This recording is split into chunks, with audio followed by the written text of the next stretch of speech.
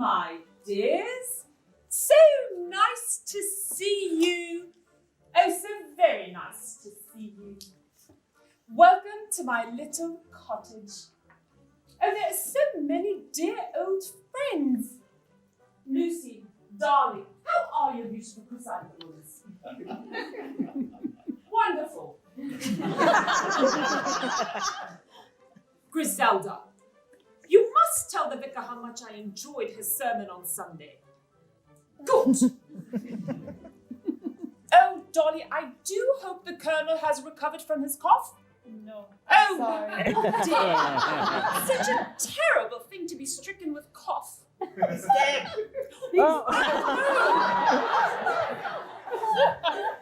Another funeral. Well, my dears, I am sure all of you would like to say hello to me, but since there are so many of you, why don't we take care of it all together? I shall count to 3, and on the count of 3, you shall shout out all at once, well, hello, my dear. My, oh my, don't you look lovely today? Are you ready? Yes. 1, 2, 3. Well, hello, my dear.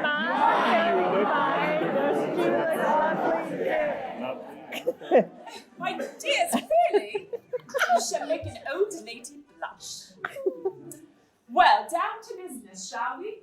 As all of you know, just 6 months ago, on August the 7th, 1957, our dear little village of St. Mary Mead was woefully beset by murder. Yes. You gasp, and it's worth it, because it was a horrible murder.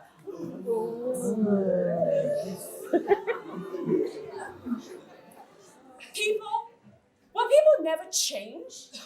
Here we are in these modern times, and the human animal is just as cruel and savage as it ever was. Yes, we must reflect on that. Well, my dears, I am happy to announce that at last the murder has been solved. And as is sometimes the case, your dear little friend, Miss Jane Marple, had some slight opportunity of assisting in the investigation. And now, having all the facts I did not have at the time, I am ready to tell the story. Would you like to hear it? Yes. Oh, good. Then do sit back and pour yourself a cup of tea. I find nothing goes quite so well with murder as a nice cup of tea. Where shall we begin? Well, of course, it was late in the night, and scattered here and there throughout the village were all of our story's most important characters.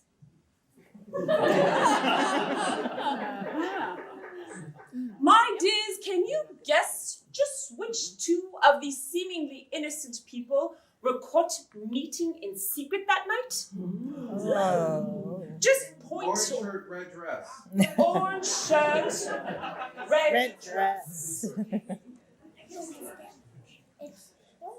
My dears, I guess you couldn't guess potentially where they were meeting. In the garden. In the garden.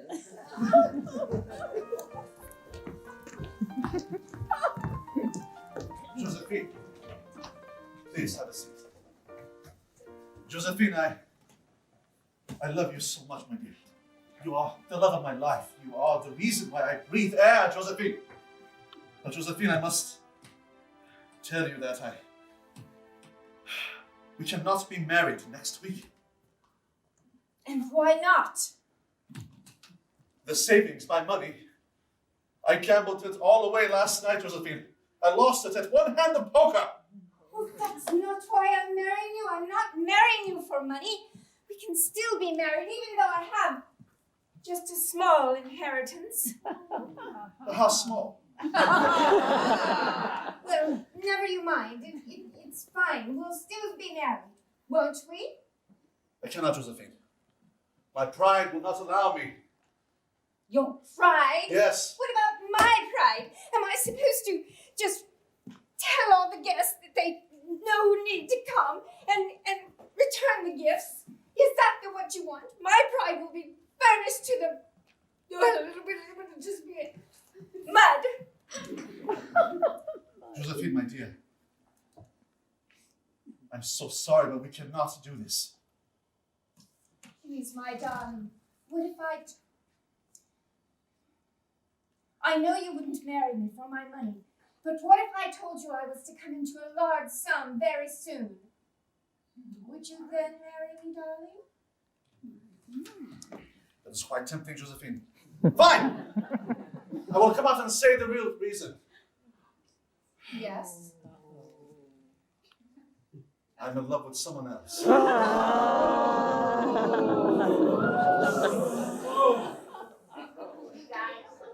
thought as much. I've heard the rumors. Well, go ahead with your little trollop. Let's see what kind of happiness you find. Josephine, please. Don't Josephine please me. I don't even want to see you again. If I do, I don't know what I might do. Oh, Mama, I have the best news for you. Oh, darling, tell me. I met a boy. A boy? Oh, he's a boy. He likes to wear orange. His name is Herman. Herman? Oh. Tell me everything. I love the orange. Oh, Mama, I thought I had felt love before, but I had not until Herman came into my life. Oh, my bones, they just tingle, and my breath, it catches short in my throat. And Mama, Yes, darling, that does sound like love to me. I think he's the one. Is he? Yes. Oh, darling, tell me exactly how you might know, besides the short breath and the sweatiness and what. Well, those are really the prime clues. Oh, I don't know. He makes me feel, he's just so beautiful. Oh, In darling, fact- get to the point. My dears, can you guess what it is about Herman that she really loves? His hair. His luscious locks. Oh, Mama, I have never seen such luscious locks as those that Herman has. Oh, it's just, when I reach out and touch his silky, silky locks. When she reaches out and touches his silky, silky locks, what happens? What overcomes her? Grief. Say that again? She can't feel her toes. She cannot feel her toes. Oh, Mama, it's as if I can't feel my toes. I just have to sit down every time I touch him. Oh, darling, that does sound like love. I just had married your father for money. Oh, I do wish that I had loved him the way that you loved him. My husband, your father, was bald, and I just wanted to touch his luscious locks just once, but I settled for a fortune. Oh, Mama, Yes, I've been wanting to talk to you. Just because Papa passed away 7 years ago doesn't mean you have to be alone forever. There's a new gentleman in town, quite the suitor, quite eligible, and I think you should meet him. His name is Bertrand. Bertrand? Yes! Oh, that does sound like love to me. Yes, it was a beautiful name. And Mama, I was thinking, you deserve happiness. Oh, darling, I focused all my attention on you. I know. I but want you happy. Look, I'm okay. I'm going to get Herman, and you should get someone for you, too. It's about time you stop thinking of others, and you put yourself first. Oh, Darling, I'm off to the boutique. I want to go buy a new dress. Oh, let's do it together. Okay. Well, darling, here we are in St. Mary's Mead. I've passed myself off as a bachelor, and I've called myself Bertram. Great. Just like this little village. Oh, yes. St. Mary's Mead. St. Mary Mead. Look out the window. My God, what a hideous sight. It's so often it's perfect. I know. Ah, my love, all the people in this village, why, they shall be like children with candy, and I shall pluck the bonbons from their little snotty fingers. My dear friends, I wonder if you could guess what Bertrand is going to pass him off as to the village. A hairstylist. A hairstylist. My sweet Estelle, I have the most charming, confident scheme in mind. It simply drips with irony.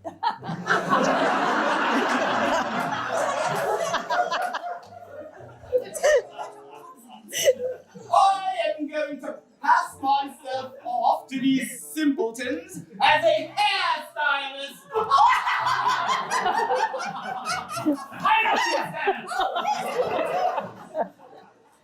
And then, while they're in my chair, and I am finessing their dues. Show me how you're going to do it, Larry. You know, when I touch your hair, I can barely feel my toes. You do love me. Oh, You do. of course I do, darling.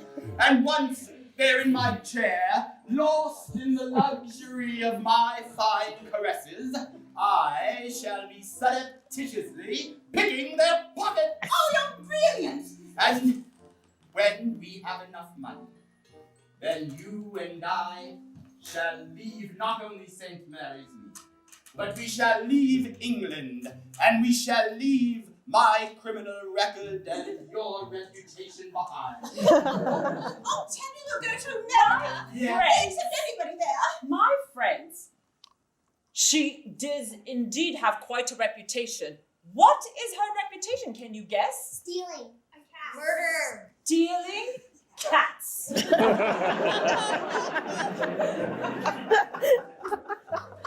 you think we could take at least a few of the little pussies with us? Darling, we must cut ties completely. You know what happens to you whenever you so much as see a little kitten in the street. You can't risk giving it away in America. We must make a clean start. Imagine, darling. Look out. No. Look out here. Well, that's better. Yeah. Is that what they call a cow patty? Oh, yeah. See that blue sky up there above that green hill? Yes. Yes. That is our future. Clear and untarnished. You and I shall start new, and then maybe we can actually go clean. But why do you want to do that? Estelle. We have a good life. Estelle. Surely there's more you see in our future together than continuing to run confident schemes on simpletons. Can't we go clean and embrace our true love? Yes. I'll become a veterinarian. And then I can have all the cats I want. You can do their hair.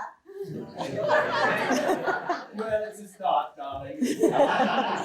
Come, let us unpack our things. Yes.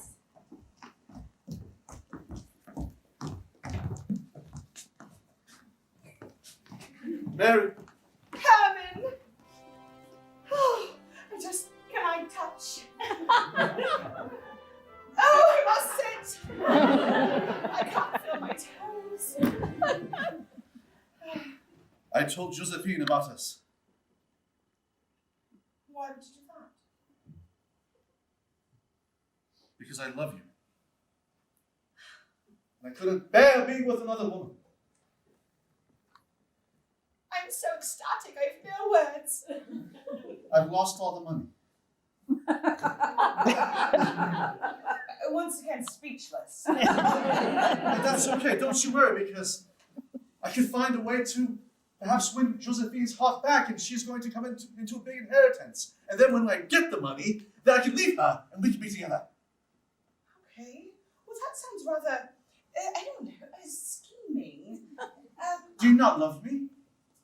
But I do love you, Herman. Wow, I said it out loud. Then you will be with me, no matter what it takes. It is not something I am proud of, but I will do anything, Mary, to be with you. Anything. Oh, Herman. She took advantage of that moment when he promised to do anything for her, and she asked him to do something. Can you guess what that was? Bigger pie. Shake his head so she can keep a piece in her locket. I like the way you think. Shave his head so she can Keep a piece of his hair in a locket. keep a piece of his hair in her locket. Oh, Herman. There's something I want from you more than anything. Anything. Say it, name it, anything. A piece of your hair! Just a touch. You know, for my locket so I can keep it close to my heart.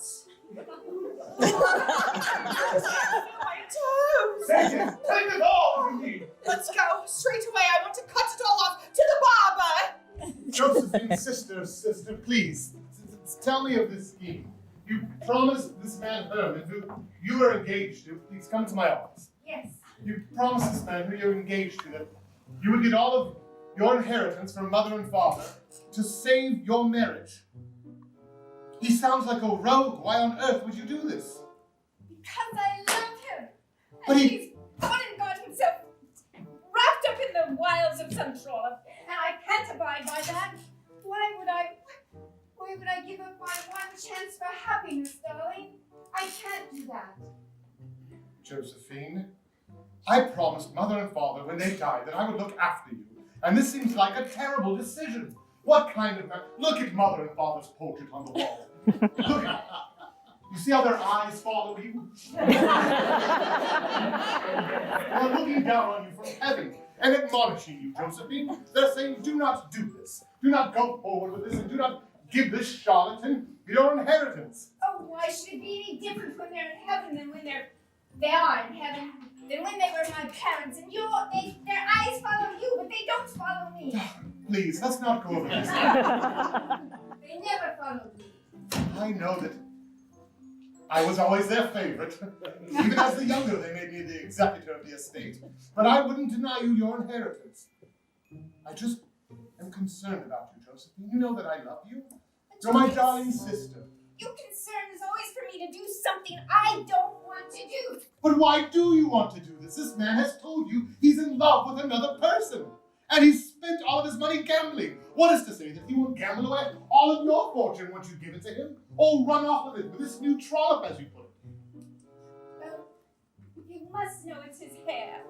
Every time I see those locks, What? I feel like Delilah.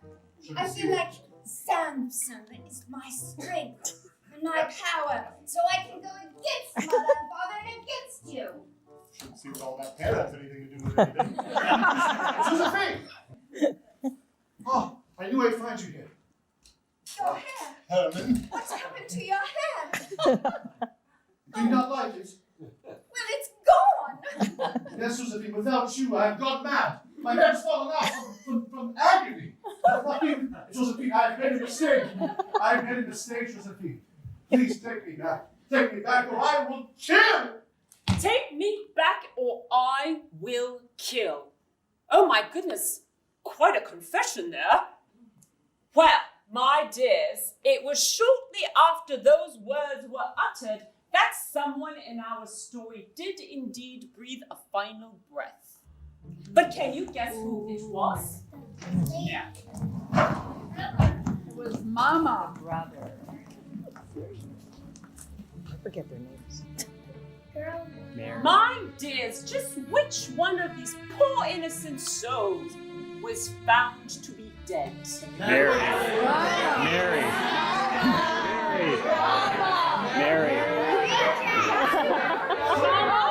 Mama. You're quite insistent it's the mother.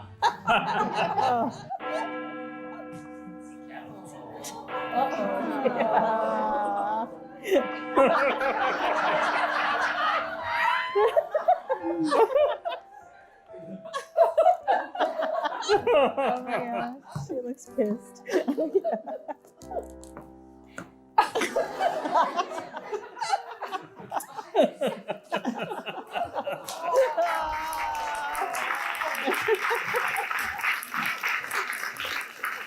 You are kind-hearted folks, I can see that now. And the poor woman's body was discovered like this. Oh, Herman, it was dreadful, dreadful. I went to go find Mama in town because I hadn't heard from her, and I turned the corner into the town square, and it was dusk. The light was just coming down below the hills, and I looked down, and I almost stumbled upon something, and lying right there on the ground was my Mama. I don't know what happened.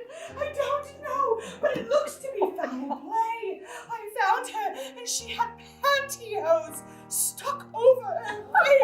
Oh. I almost didn't recognize her at first. What color? It was black, was it? They were black. How terrible! Herman? Herman? My dear, please sit. No, don't. What is it? Why are you asking me about the color of the stockings? Is there something you'd like to tell me, Herman? Well, I was walking around town this afternoon and I saw a stranger in town in the ladies' section of the boutique looking at stockings. No. Yes, I've never seen him here before, so I grew a little suspicious. Why would a man be looking at women's stockings to begin with? And then I noticed that he did actually purchase a black pair. Black pair of stockings? Yes. What, by a man? Such a curious case, because surely no man would ever do such a thing. And so, my dear friends, our dear Detective Inspector Craddock, who was already looking into that case, was called upon the scene for this case. I'm here for my 4:30 hair appointment. Right here, Inspector. I must say, Inspector, you have a beautiful head of hair. Yes, Will. Bertrand, was it? Yes, Bertrand. I was thinking about changing up my look. I have a new case in my hands. Well, I must say, Inspector, that is some way to welcome a stranger to St. Mary's Mead. No sooner do I get here than the town is beset by murder. I do hope my darling and I are not in any danger. I certainly hope not, but I did have a few questions for you specifically. And by darling, I mean my imaginary friend, the son of action. Yes. Well, if you start with my hair, make it quicker if we do this at the same time. There was reports that you were found in the women's section of a department store this past Saturday. Department store? Oh, yes. I was in the department store. Yes, exactly. I was buying some new curtains. Yes, new curtains for the barber shop. You know, it's so important to have an environment inside the barber shop that will make people feel at home. I don't seem to see any curtains around. Good. I couldn't find any that I like, and so I'm using them as insulation instead. Yes, I've shoved them in the wall. Quite an interesting tactic. Bertrand, where were you on Saturday at 7 p.m.? So is that what this is about, Inspector? You come here under the guise of requiring my services, when in fact you're accusing me of this heinous murder? I'm not accusing you. I simply want to know your whereabouts. And as I've been an inspector for 15 years, I always start off a case with a fresh haircut. And I used to have my haircut done by the colonel himself, but he sadly passed away from a cough. And I thought that I would knock this out while we are at it. So, Inspector, you're wasting your time. I would think that a man as your obvious years of experience. Inspector General, I knew I would find you. Here I was looking for this gentleman. Finglehorn! Why are you interrupting my appointment. Well, you see, I have a clue, and it pertains to this hairstylist. This man here. Yes, Well, all right, then out with it.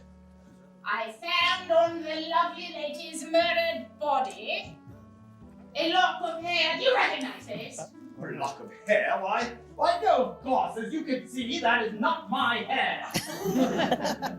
Oh, he's daft. Will let me see this. Certainly, since you are advertising that you are giving free haircuts, I always advertise free haircuts, sir! When I first made my mark in a new town. Surely that's not incriminating, is it? Well, when I walked in here, I perused your trash can, for evidence, of course, and I saw hair matching this, indicating you had cut this person's hair. So, out with it, Bertrand. Are you going to deny that you don't cut hair? All right, Inspector, all right. Might I a word in private with the Inspector? Binglehorn, continue, as you were. I shall look for more clues. They would definitely be on that poor, sad lady's body. All right, Inspector. While you tell me, please even out my sideburns. You're absolutely right. I was in that department store today, and I did buy a pair of black stockings. But I promise you, Inspector, it's a sheer coincidence that that woman was murdered with black stockings. I know how it makes me look, which is why I was hiding the information when you asked me about it a moment ago. Then why stockings? You said that you don't have a woman of your own, or yourself, perhaps. I was lying. As a matter of fact, I'm not a bachelor. And my name is not Bertrand. My name is Episcopal Jones. I see, and would you be willing to spell that? P-I-Scopal.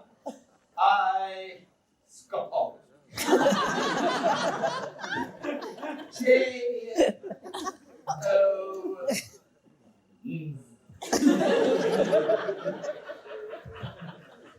Thank you. Well, Inspector, let me confess something to you, if I might. Another. You see, I do have a sweetheart. A dear, wonderful, marvelous woman named Estelle. And Estelle and I, well, I love her, you see. And it's my dearest dream to take her away from here before she died. You see, I'm a physician. And I met dear Estelle during an examination one day. That sounds creepy, but it's not. You see, upon examining her, I told her that I could no longer treat her. I could not become her physician because I knew at once she had only 2 short years to live. Oh dear, how long ago was this? 1 year and 11 months ago. I'm very sorry. Yes. You see, all I want to do is to make the last month of her life to be a joyous one for her. You see, Inspector, she doesn't even know she's ill. I never told her. I just want her to live out the remaining 30 days being a happy woman, perhaps somewhere far away from here.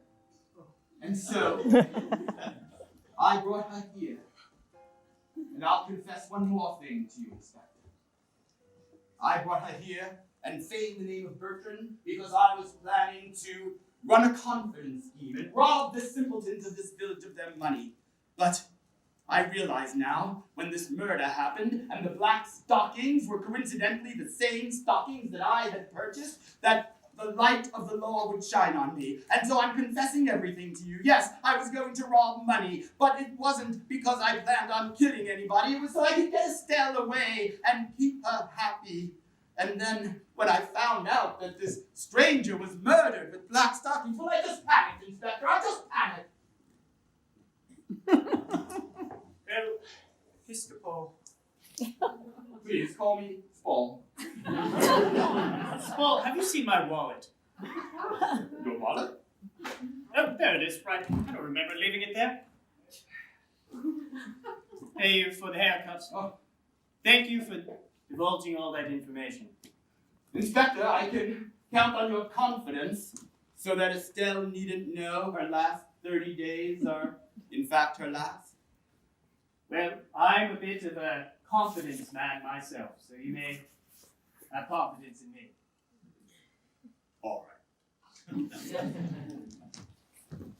Herman, thank you for meeting me here. Of course, Joseph. Do you care for a spot of tea? Allow me. All right. But don't think that this ingratiates you to me. I've come here to make you a deal. A deal? Yes, a deal. What kind?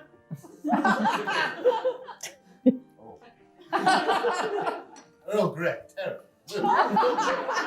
What kind of a deal? I don't trust you, Herman.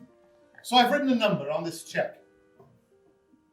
You take this check, then you leave my sister for forever. For some reason, she thinks that the rascal that is you is something of worth. You and I know better, Herman. We go way back.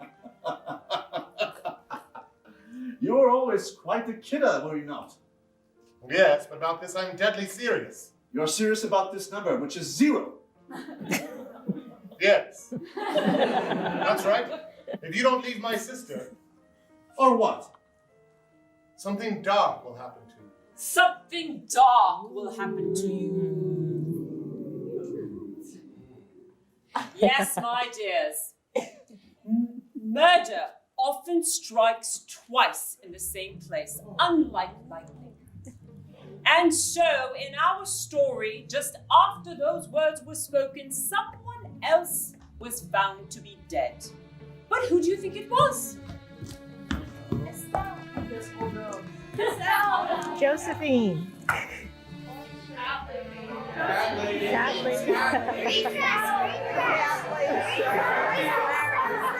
Episcopal.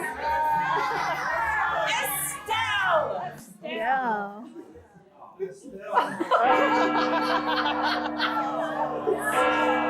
She only had one month. She's gonna die anyway. She didn't know that.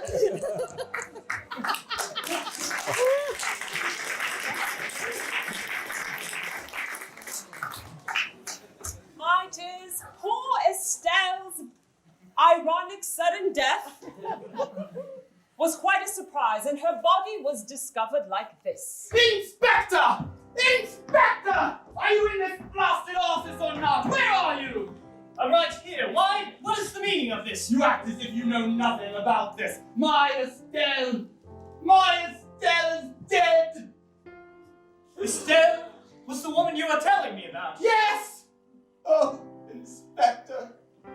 There I was, walking home from the barber shop to our little cottage, where I swear to you, after our talk, Inspector, I was going to be completely honest with her.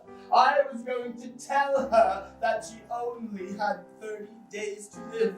You see, Inspector, I always felt that she didn't quite love me as much as I loved her. There was something between us. Perhaps she knew, perhaps somewhere deep inside, she knew that I was lying to her, and that caused the distance. So I was going to tell her the truth. I steeled my nerve. I entered our cottage, and there were her legs, dangling from the chimney in the fireplace. Oh my God. I pulled her out! And her eyes were bulging like grapefruits. Her lips were blue and leathery. Her scabbed tongue was hanging out at a 45-degree angle.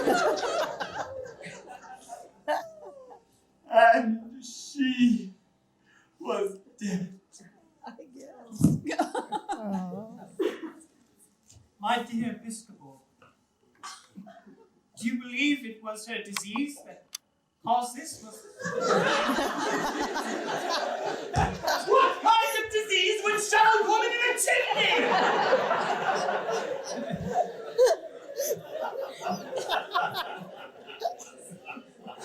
You make a fair point. I tell you, Inspector, I don't know quite how I'm to go on without her. Please, take a seat. My friends, it was at this point that the dear Detective Inspector Craddock had an idea. He remembered a certain peculiar case that had taken quite a bit of time. One that I had assisted him with. It was a case in which someone had been found in a dumpster. And he put two and two together, chimney, dumpster, and he thought to call on my assistance. Surely, Inspector, you will devote all of your resources to discovering the scoundrel that killed my love. Well, you see, Episcopal, you happen to have arrived in the right town, for St. Mary Mead is the home of the finest detective in all of England. You speak quite highly of yourself, having done nothing. No, Mr. Jones, I do not speak of myself. I speak of my dear friend, Miss Jane Marple. And I believe she is just the person who can figure out what happened to your dear, sweet Estelle. Now, I'll lead you back to the barber shop. I don't think I can work today.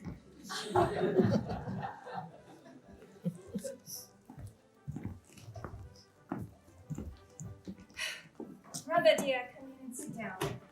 Yes, Josephine, I shall. Well, I've asked Miss Marple to come. I want to make sure that you had nothing to do with this because I'm suspecting you. Why on earth would I murder two people? I don't know yet, but I still have my sympathy. God, Jane, welcome. It's so nice to see you. Josephine. Yes, our parents were not very free. Thank you so much for inviting me over for tea. Such horrible news in the town of late. 2 murders. I know. I'm worried about it, and I just want to make sure that we have every chance to exonerate ourselves before any other problem. Why on earth would we be suspected in general? I'm beginning to think that you had something to do with this. Me? Children! You've forgotten your manners completely. You're accusing me of, in my own living room, of murder, and we haven't even served tea yet. I'm sorry. Children, you have a tendency to bicker like this. Why, I quite remember you would come over to my garden when you were both little tots, and you would throw cabbages at each other. Will you sit down, please? Listen to me. Here, darling. You're right, Jane. We do bicker in times of stress. It's not something I'm proud of, but what should we do? Well, for starters, tell the truth. Yes. And secondly, support one another unless you genuinely suspect motive and mean. I am supporting him by calling you in here to exonerate us from the start, so there's no question. This town is too small. There's only so many suspects. Well, my dear, then where were you when all of this happened? Well, I was here. I was in the living room, of course, except for that time that I met. Well, Herman and I were in the woods. But even with a fast car, we couldn't have gotten to the place and murdered them and gotten back to the woods to finish our business. My dear, I suspect what your business might have been, and being the Christian that I am, I'm not going to push any further. But, well, that is quite convenient, of course. Did anyone see you? Well, it was the woods. Of course they didn't see us. That's precisely why we chose the woods. The woods, of course, secret meetings. So, my dear, from my window, I do have a view of the lane that goes to the woods, and I was peering out the window at that time, and I didn't see any passerby. Well, of course, we didn't pass by. We were in the woods. This is a rather convoluted story. I think you'll agree, Jane. Well, you will tell her about trying to bribe Herman to leave me, won't you? Yes. He's a rascal, a rapscallion, a scoundrel. Just like our father. He's a rapscallion, a scoundrel, just like our father.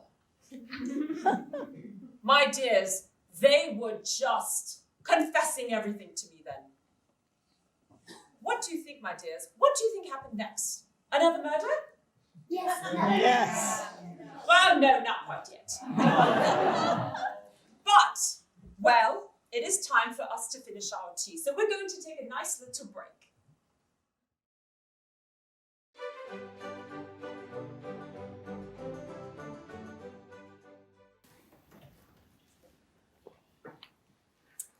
Oh, my friends, I hope you enjoyed that nice little break. Oh, yeah. Good. Well, our story continues. Well, just to recap, of course, we were sitting in Joseph and Josephine's parlor discussing their whereabouts, and Josephine has been accusing Joseph of potentially murdering. Well, it was immediately at that point that Joseph said, That Herman, he is a rascal, a scoundrel, and a rapscallion. Just like our father. well, immediately after that. Oh, I'm sorry, Joseph. I'm trying to protect you. You always protect me. Miss Marple, I hesitate to say it, but I'm going to tell her. You promised. I'm telling her. You see, I was having an affair with the stable boy when we were young. Well, Joseph was trying to protect me. And James, the stable boy, well, he had a hot temper. And Well, Joseph, you killed it! Tell it, say it, you killed it! It was Marquis of Queensberry rules. I can't help it if these are supposed to be lethal weapons. Stop it! The judge said it was self-defense, and I know you'll find it. I know you know, Miss Marple, you know everything about everyone. Why you knew that I passed through the path. Oh, Yes. lying about it. And I can't lie anymore. I just can't do it. She's right. I'm sure you remember that sordid affair. I did catch them frolicking in the hayloft. There was something that has haunted me ever since. I called that boy James down, and we sat to boxing. And I with a left and a right, and a left and a right. And he landed some good blows too, so much so that I saw red. And I can't say that I rightly remembered. When I awoke, there the boy was, lifeless, on the floor, my hands bloody. So you see, Miss Marple, it was self-defense. I just want you to exonerate him now. I don't want any chance of him being blamed for these murders. Nothing can do that. I can't go through that again, not with you, Joseph. But I hope you understand it is not rightly my position to exonerate. The detective inspector, I am sure, will be inquiring with you. But if you tell him the absolute truth of where you were, it should all be just fine. Of course. Thank you, Jane. We've always looked at you like an aunt since our parents died. Oh, dears, of course. I'm here for support. Your advice is ever so graciously accepted. Thank you. Oh, Herman, come, let's go to the pub, it's just here. Come, dear. Dance with me. I just want to rest my head upon you. Oh, I feel so in love. As do I. And now that I have luscious lock in my locket forever, I think it's time for me to tell you something. I have an idea. So, I have a way to get to Josephine. I was thinking, what if the two of us pair up and seduce her? Seduce her? Yes! You mean? The two of us together. what if she would say yes? Oh, quite clever. But, you know, we will get her alone in her estate, and, it will be just lovely. And then we'll have access to everything inside her home. You seduce her, you go into the bedroom, I sneak in through the window, Nice. I crawl like a cat, and I go and I take all the valuables in the home. And then we catch a train and we go to Brazil! I love it. I love it. I love it. Shows the right Oh, man. So it's set. Tonight, you go to her estate. Yes. I sneak in, leave the window open. Oh, yes. And I'll go in from that back window, up that tall wall behind the garden. I will scale the wall, jump in, and they'll never know I was there. Yes? So what if she sees you? Oh, yes. Well, if she sees me, I shall bring a clever disguise. I will dress up like a maid. Yes, I will dress up like a maid and I will serve tea and I will just say, oh, don't mind me, just something for your maid, and you can try it. You are brilliant. She will absolutely fall for it. But please. Let's go down and we must prepare. Cansbury, right over here in the garden. Constable Cansbury, right in here. Sorry. Too hard of hearing. Yes. Well, out with it. You said you had a break in the case regarding that awful chimney. Oh, it was awful, wasn't it? All that dark ash. So dirty. Anyway, so I looked at the body, and then being the smart detective, or excuse me, officer I am, I looked at the pantyhose as well. And I compared them.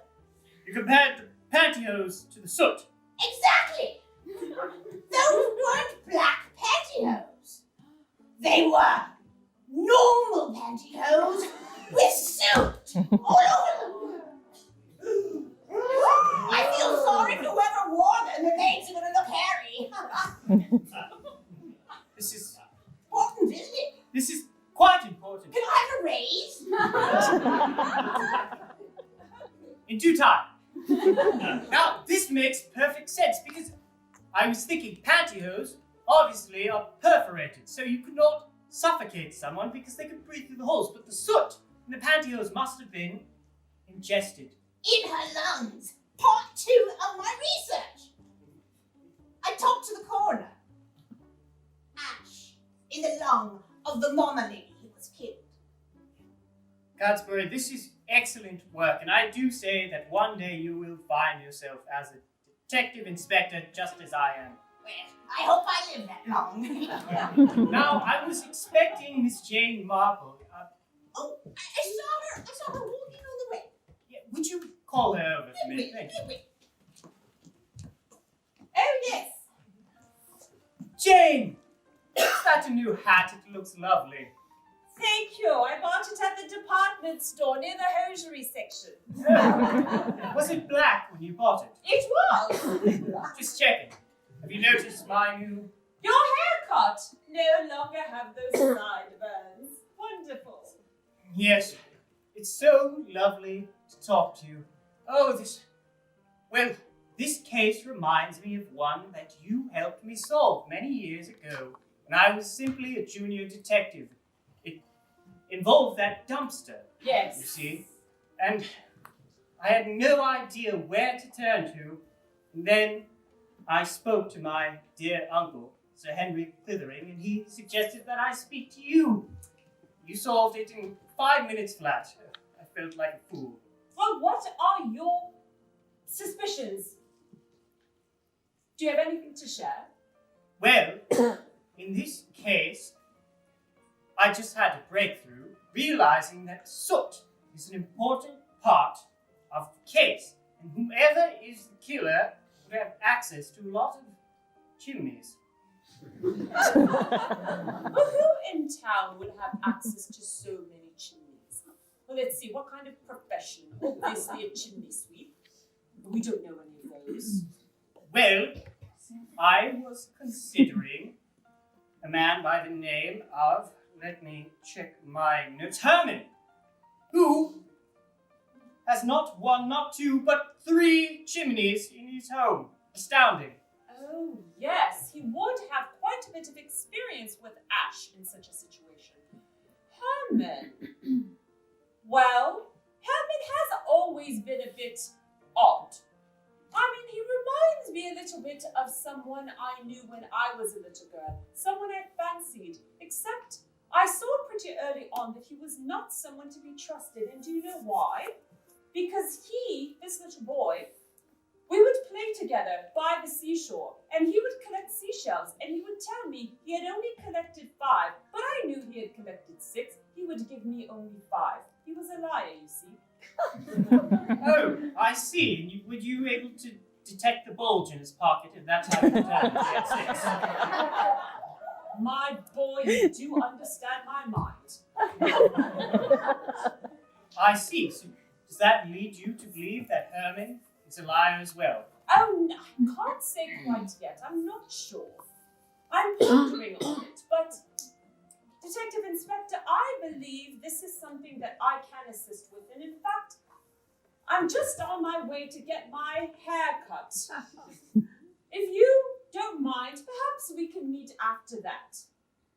Yes, that would be excellent. I think I will go speak to Herman, and then we can reconvene. Wonderful. Constable, I just don't understand how you can keep that pretty stiff upper lip of yours. I find this case most perplexing. Craddock's not around. Come into the ladies' loo. I have something to talk to you about. It's very, very important.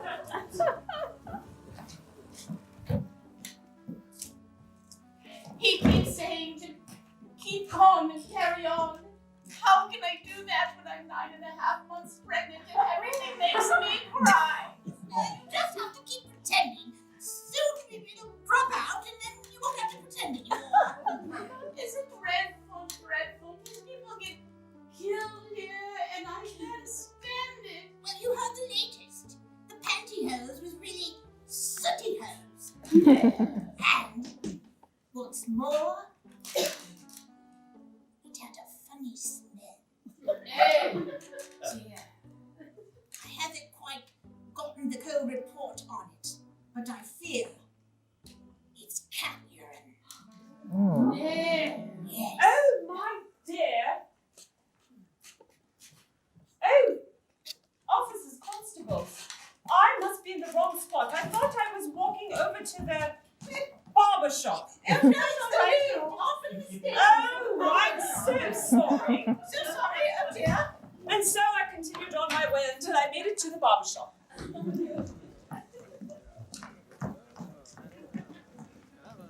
So, the famous Jane Marple, is it? Bertrand, you're new to town, I believe. They say that you're the one with the brains around here. You're the one who solves crimes while those buffoons in the police force bobble back and forth and accomplish nothing. Have you found out what happened to my Estelle? My dear boy, I'm so sorry for your loss, but I am inquiring here and there about it, and, well, oh, let me see those hands. What's in my hand? Well, I mean, they're just so soft for someone who is a physician. Well, I use lotion. Oh, curious. Is it? Those don't look like hands that would have ever operated on anyone. It just reminds me of someone's hands I'd seen once. He carried them around in gloves all the time, and, well, they look exactly the same. Oh, you are a magician, aren't you? All right, Miss Marple. Clearly you've seen underneath my ruse. Not rouge. No, Bruce. Yes. You've seen beneath the ruse. I was never a doctor. Instead, I was a hand model. I was known as Chauvet. Yes, I traveled all the continent, and modeled various things. Perhaps you know some of my work. Have you ever seen this one? Well, it was in a smaller magazine at the time. But that's not important. What's important is that one day as I was in a department store modeling the perfume, Estelle walked in. She was beautiful. I at once fell in love and knew that I needed to meet that woman. Well, as I was following her closely in the department store, she rang up a friend on the public telephone and mentioned that she had a doctor's appointment. I knew at once how I could meet her. I at once ran to the doctor and I pulled the fire alarm. Yes, you see, everyone in the doctor's office ran out and I ran in. Just as Estelle came for her appointment, I pretended to be the doctor, told her I couldn't treat her, sent her off, and then made meetings with her. Yes, it's a bit convoluted, Yes. But the bottom line is, everything about me has been a lie. In fact, I never was a hand model. The ruse beneath the ruse beneath the ruse. Yes, I was a piccolo player. But not even that. I was a concert pianist. Okay. But the bottom line is, some way that no longer matters, I met Estelle. And I fell in love with her. And I worked my way into her life. Well, my man, that is the truest thing you have said thus far. Yes, I'm a liar! I admit it, but I'm not a murderer. Well, in my experience, when one is willing to lie, one is willing to commit crimes. Listen to me. There's something about me I haven't told you yet. You see, I was an orphan. When I was only 4 hours old, my mother died. My father ran to get a doctor, tripped over a fire extinguisher, and he died. I was sent and forced to live in the public orphanages, growing up alone and unloved. Unloved! Do you know what it is to be unloved for your entire life, Miss Marple? I do not, my man. Well, it hurts. It withers the soul. It puts sprinkles on one's hand. For a while, I harbored dreams of being the hand model. But no, my hands were too wrinkled and withered from grief. But then, she did come into my life. And do you know what happened to my hands? No. They became smooth again. That's the ointment of love. And the last thing I would ever do is hurt the one person that I thought might love me. You see the bit about her death? It was true. She was going to die. Even though I was not a doctor, when I was in the doctor's office, I looked at her records and I saw it. Nothing that I have ever said about my feelings for Estelle has been false. Nothing I have ever said about my feelings about Estelle have been false. That is quite the confession, and it warmed my heart. But my friends, unfortunately, after that, someone else in our story died. Wow. Can you guess who? Herman.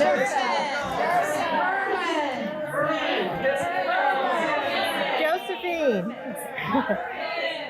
Herman. Josephine. Mary. Joseph and Mary. Oh, Herman. Oh, it's luscious locks.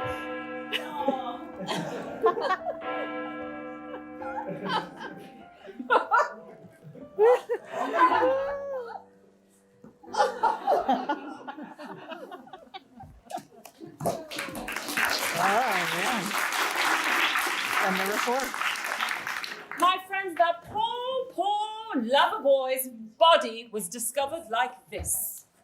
But Jane, it was just horrible. I'll get tea. Thank you so much. You're the maid of this house, correct? Yes, yes. I just was slipping in to Josephine's parlor. So nice that she'd like to have a meeting here. I just was tidying. Darling, you have a bit of soot on your shoulder. Oh, don't mind me. I'll go tidy up. Holler if you need more tea. Yes, of course. Yes. Jane, it was just horrible. I went to speak to Herman, as I said.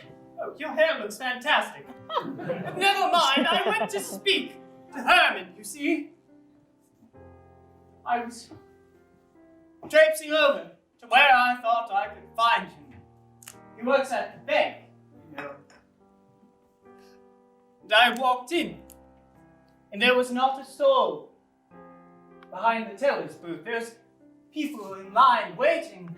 Well, you see, as a police officer, I have a skeleton key, which just so happened to fit the back door of the bank, so I opened it. I peered inside, and you won't believe what I found, Jane. There was nothing. So I continued. Down, left, another left, to the vault. And being a police officer, I knew the code to the vault. That's literally. It had come up in a previous case and they did not change it. So I wrenched open the door. As I pulled it open, his body fell. I caught it. Oh, gruesome. There was money all on the floor. His eyes were bloodshot. He smelled of cucumber. And his head, which at one point was bald, was now covered in black soot, as if someone had sculpted a new hairstyle for him. Don't you see, my boy, the common thing amongst all of this is that soot. But he was your number one suspect, the Three Chimneys. Jane, that is not all. The money that he had, I traced it. Down the hall. Right, another right. The P.O. system in the back of it. There's deposit boxes where people can secret their cash and valuables. Yes. There was one missing. One belonging, and I read the name of owner, a Miss Josephine Rinklesby. Josephine? It appears that he had tried to steal her money. Oh, dear. Well, I told you that I always suspected he was, capable of foul play, but yes, I was quite right on that. So he was a thief.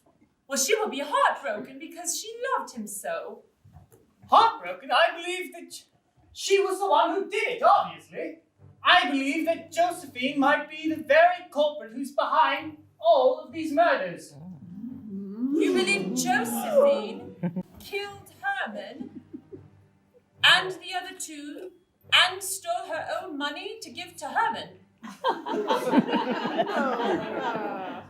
It's not a fully baked idea yet, but it's coming together. I think I need to go to the house of Miss Rinklesby. I think you shall do that. It's a good idea. I think you need to work this one out a little bit more. Oh, Miss Marple, were you at my house? I was. Oh, please. I was just leaving your parlor. Oh, please come in. Was that the detective I saw leave? Yes, he shall be back. Oh, Jane, do you have the address of Miss Rinklesby? Oh, never mind. I'll go ask the detective. Nice meeting you. Yes. Well, I'm sorry, I'm in a rush. first I'm going to meet Herman. My dear. I know. No. I think we're going to be reunited. Oh no, you have not heard. What? Well, your Herman, I'm so sorry, but he has passed. In fact, no, he was killed. Herman?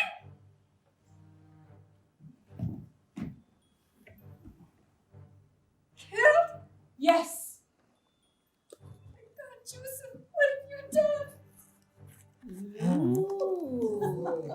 My dear, I think it is time you tell me the real reason why you suspect your brother. I don't suspect him. I'm so concerned for him. You see, he was such a sweet little boy. He had such rosy cheeks. And we would, sometimes, do you see this blade above my fireplace? Yes? This blade was given to my grandfather by Trafalgar.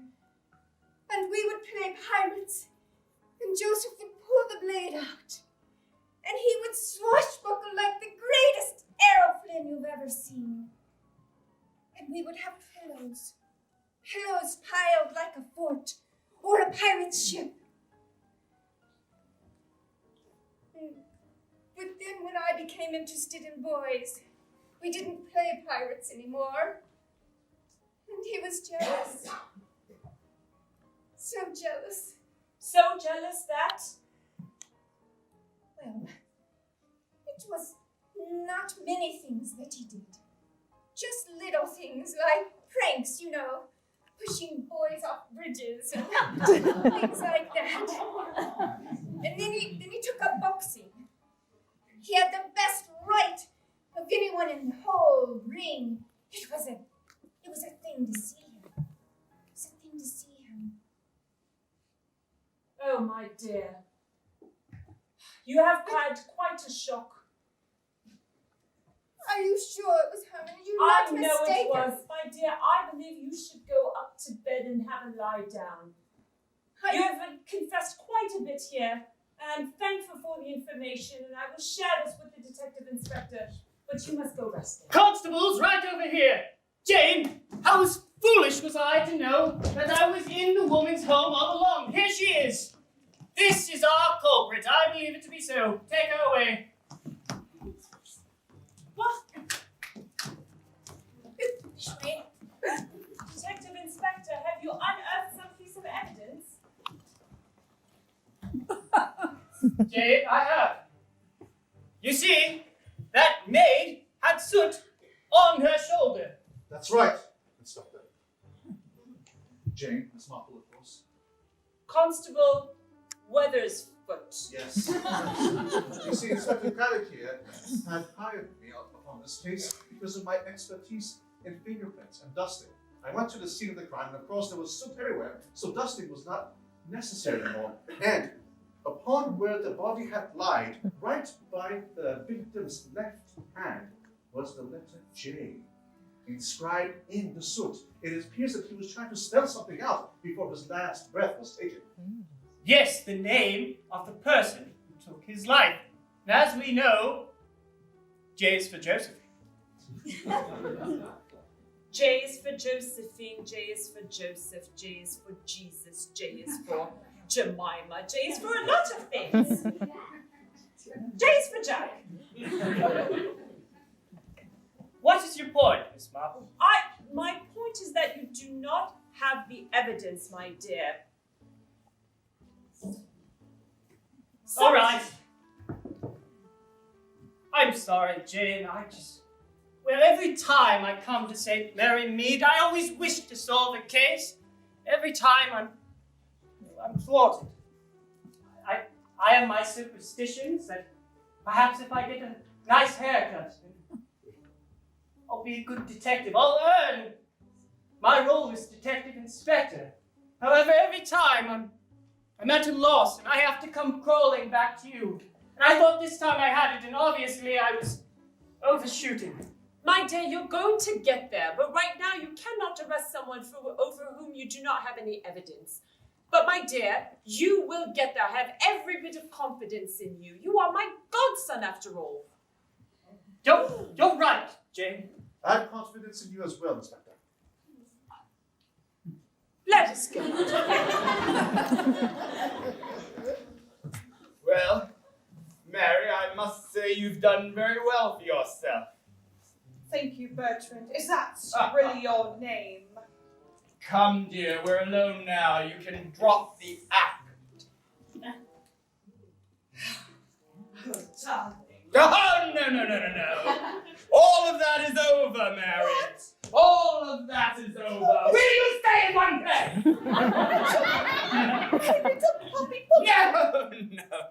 No. I knew it once when I came to St. Mary's Mead, and I discovered that you were living here, that murder would soon follow. Yes, you and I might have had some fun a long time ago, but it was a long time ago, and now it's done. And it was rather fun now, wasn't it? Yes. Oh, come now, puppy. We can go back to how we were. We shall never go back to how we were, Janice.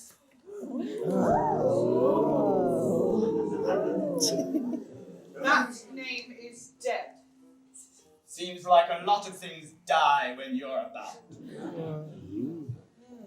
You never did quite accept the fact that I had moved on, that I had loved Estelle with a shining, bright purity that our lust could never match. Then why give me a lock of your luscious hair that sits in the locket beneath my clothes? Yes, you might have had your fingers through my hair at one point. And my hair were a very long time ago. Oh, don't be daft, darling. You know that I could ruin you in a town like St. Mary Mead. Don't you see I'm ruined already? Don't you see I'm broken by her death? But look at you. You ostensibly were in love with Herman, were you? Well, he's dead. Have you shed a tear? Do those withered cobwebs of eyes even remember how to cry? Darling, you know I don't have emotions. Except for love. You were the exception to that. When I am with you, puppy, I feel everything. I still do. Stand over there!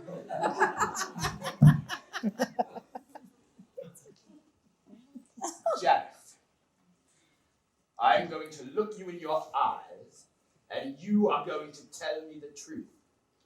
Did you kill Estelle?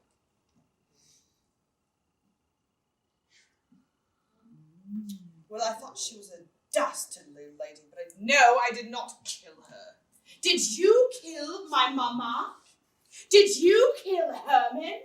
Because I've had my eyes on you from the start. In fact, I was just about to call Jane Marple and Inspector Craddock to come over and tell them all about you and your past. I am trying to change, darling. Don't you see? This new life is mine. You have no right to be here. And if you didn't do it, then who the dickens did? Well, obviously Josephine. Which is why you must help me. I have a scheme. We must go to her home, rob her blind and bred, just get out of town. What do you say? Just you and me again? There's no more Estelle in the way. I could be your Estelle.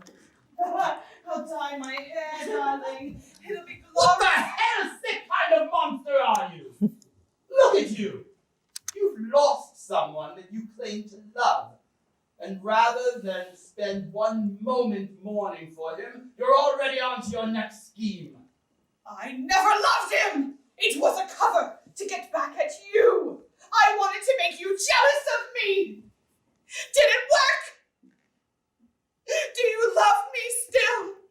Because I love you, darling. I will always love you. There's no one else for me. Come, darling, you must help me. You must go to Josephine. Get everything she owns and get out of town. It'll be so fun. Oh! You are a sick and pathetic creature. I know, that's why you love me! Oh. So they let you out just like that, huh? They did, Joseph. They didn't have enough evidence to convict me, or even hold me Now, in this stupid jail. I want to tell you something, though. There's something you have to promise me that you will not allow anyone to know. Never tell them Poppy's nickname for me. Cinderella was just a fantasy as we were young. Do you remember when we sat by the fireplace? yes. Especially at Christmas time. You always liked it when the fire died and the hearth grew cold. You would sit there for hours staring at the lumps of ash until they were cool enough for you to handle. Then you would paint weird effigies. All right. No, it was just I wanted it to be clean. Oh, So Santa Claus could come down yes, you are and ever so, shower us with presents. ever so affixed with the chimney too, weren't you? More than once I caught you with your head completely up the flue. Well, I heard birds up there. I wanted to see what was up there. You were a strange girl. Cinderella, I loved it when you called me that. And why shouldn't I tell the police of this? Seems harmless enough. I don't know. I just feel like we've divulged too much information already about our past. I think enough is enough. Do you understand? Enough is enough. Now take me from this jail. Yes, sister, I've already paid your bail. We can go at once. You're such a dear brother. Just please. Constables, right in here. Jane Marple has been so lovely as to lend her own home for our investigation. Why, you see, I've laid out every single clue that we have discovered. The pantyhose, covered in soot, the chimney, everything. Excellent work. And I've been scouring it. That was my tea. I've been looking over it, poring over it for the past 24 hours. And do you know what I have discovered? It's boring. It's not boring. This is my life. I am a detective inspector. I'm supposed to be able to figure these crimes out. I'm sorry to tell you that once again, I have failed. Inspector, you are too hard on yourself. This case, it just requires some more time, and it'll come to you, to us. Yes, of course. We can take care of this and don't cry. That just makes me want to cry. Yeah, that makes me want to cry. Inspector, why don't you go out and get some fresh air momentarily? No, I can't. This case is time sensitive. 3 deaths. Do you know how many other deaths this town has seen this year? 0. Several every other year. Miss Marple has solved those cases.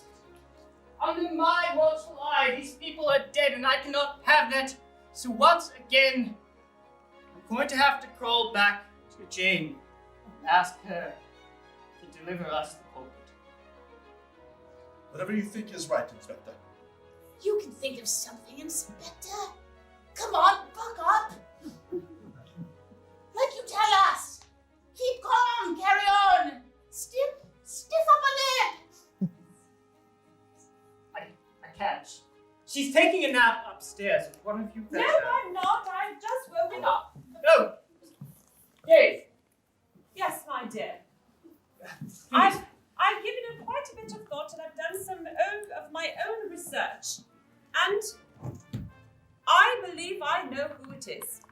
You do? Yes. And I believe that the culprit is someone we can visit right now. Follow me. Jolly good. Follow her! And so we made our way over to Joseph and Josephine's home.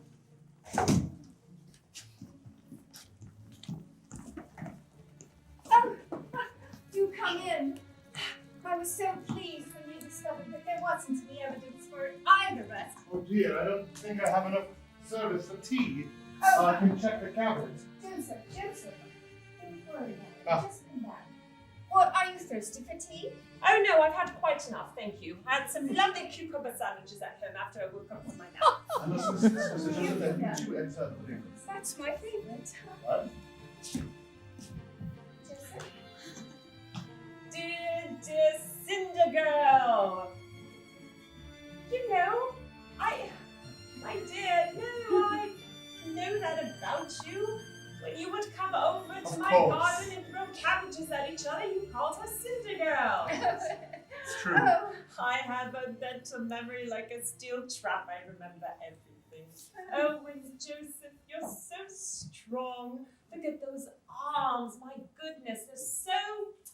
You could just push things around, shove things up and down, can't you? Yes, I can. I've always been able to throw a full half barrel over the fence. he's always pumping iron. My dears, why did you both do it?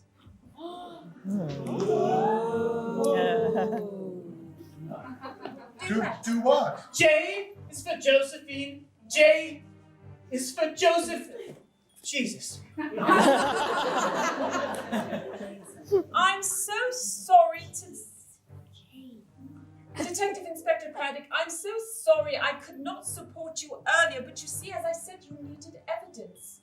And the evidence, well, my maid girl, she works with their maid girl. And when that other girl came in, it was clearly not their maid girl. Jen! Get out! Don't you even think of trying to take my brother or me. We've handled more like than ever before. Ah! Stop it! Stop it! Watch his fist! They're surly! Stop it.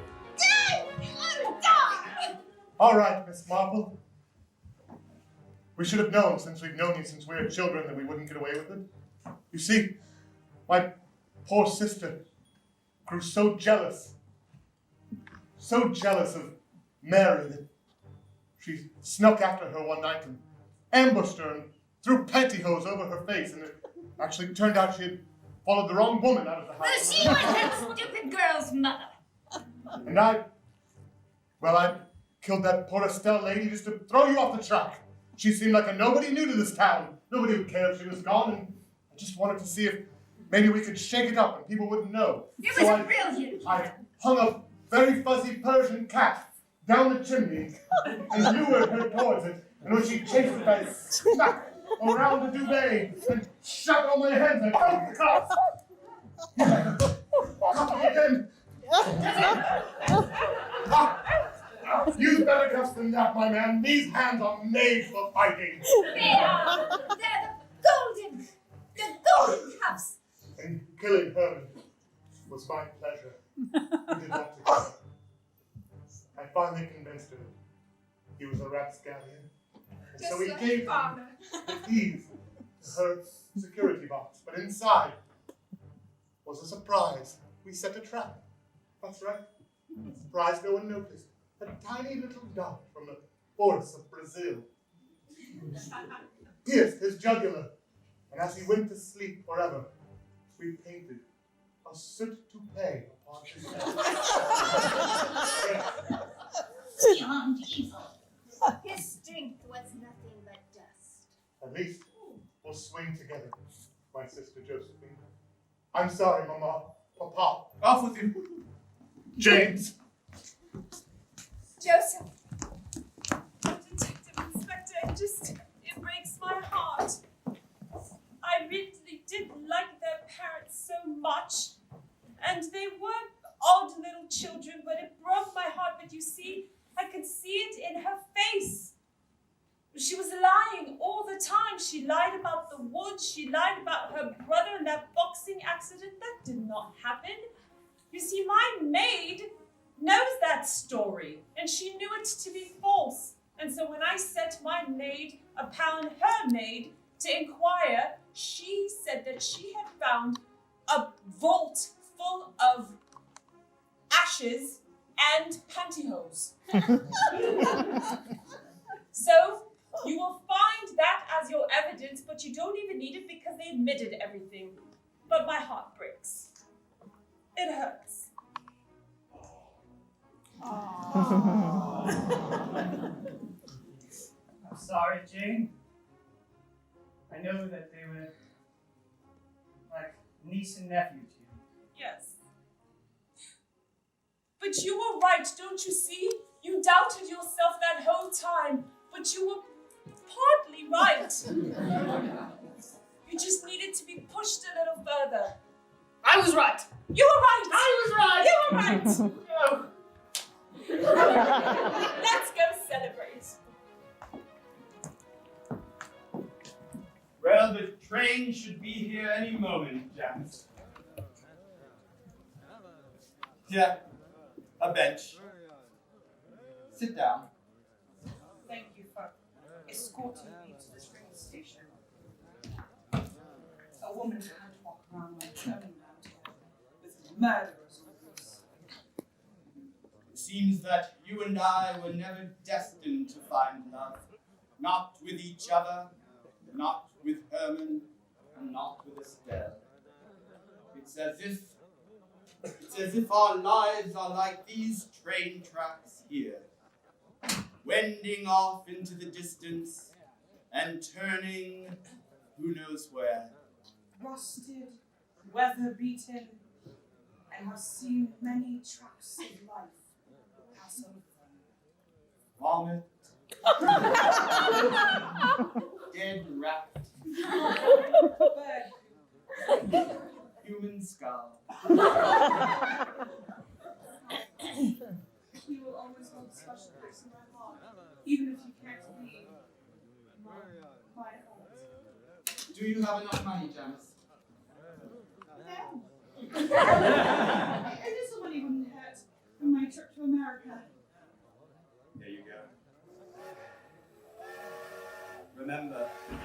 Remember, Janice, there is always a blue sky somewhere, and always a train on the track of life that can take you. We'll see you on the future track. And so, my dear friends, our new stranger friend of 1,000 names and 1,000 professions sent off his fellow thief to America, that blessed land where nothing ever goes wrong. And that is how our story ends. The end.